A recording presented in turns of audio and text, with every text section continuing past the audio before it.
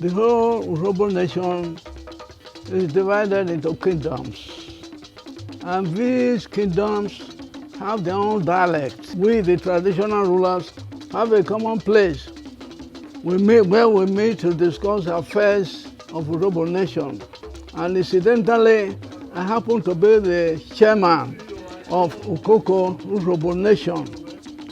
We meet here every second Tuesday of every month to discuss affairs affecting Urhobo and solve problems that a kingdom cannot solve itself.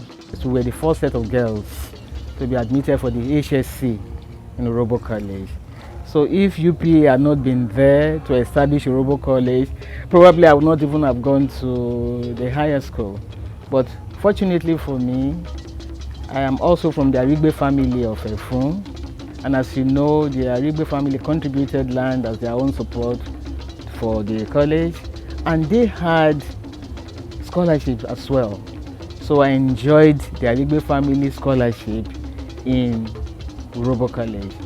I'm sure this is to encourage the girl child.